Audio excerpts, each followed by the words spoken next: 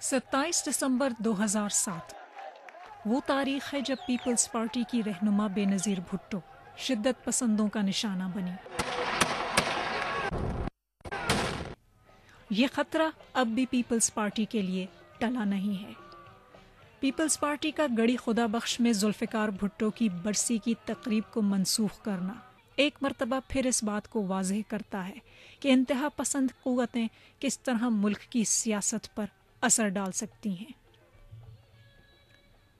پی پی پی کی اس شہدا گیلری میں لگی تمام تصویروں میں سیاست کی خونی اور ہر لمحہ بدلتی داستان چھپی ہے۔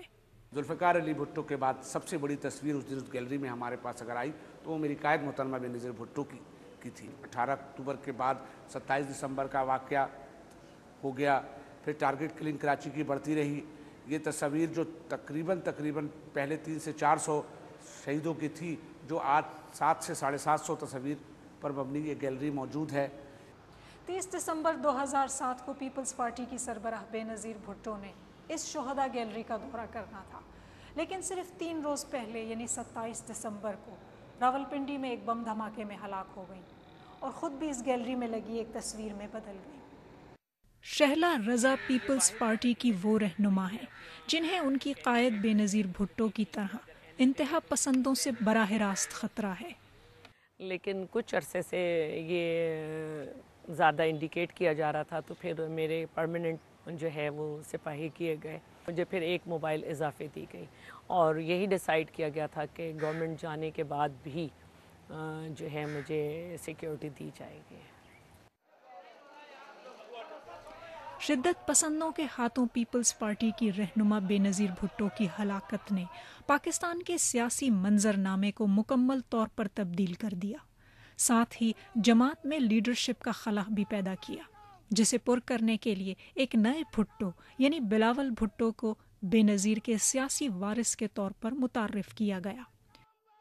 سیاسی تجزیہ کاروں کے مطابق بلاول بھٹو اپنی والدہ کی طرح سیاست کے اسرار و رموز سے اس طرح واقف نہیں ہے۔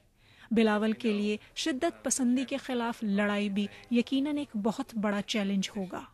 چاہے تحریک طالبان کہیں یا دوسری ایکسٹریمسٹ گروپ ہیں جو چاہتے ہیں کہ پیپلز پارٹی جو ہے وہ دوبارہ جو ہے پہاڑ کے اندر نہ آئے، تو وہ چاہیں گے کہ اس علاقے کے اندر پیپلز پارٹی کو جو ہے وہ ٹارگٹ کیا جائے، اور اس صورتحال کے اندر بلاول بھٹو کا اگر آ جانا تو میرے خیال میں بہت خطرناک صورتحال ہوگی۔ پیپلز پارٹی کو کبھی بھی اس قسم کا رسک نہیں لینا چاہیے۔ مبصرین کے خیال میں پیپلز پارٹی کو انتہا پسندی سے خطرہ تو ہے، مگر اس سے آئندہ انتخابات میں ان پر کوئی خاص اثر نہیں ہوگا۔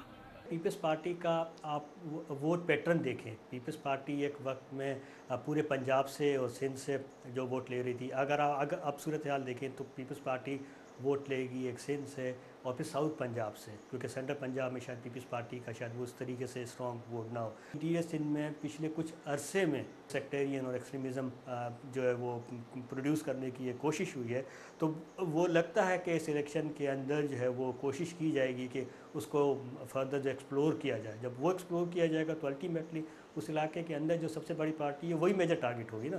پی پی پی کے حلقوں نے یہ اشارہ ضرور دیا ہے کہ بلاول بھٹو آئندہ انتخابات کے لیے کھل کر انتخابی مہم کا حصہ نہیں بنیں گے۔ دوسری جانب صدر آصف زرداری پر عدالتی فیصلے کی وجہ سے سیاست میں کھل کر حصہ لینے پر پابندی ہے۔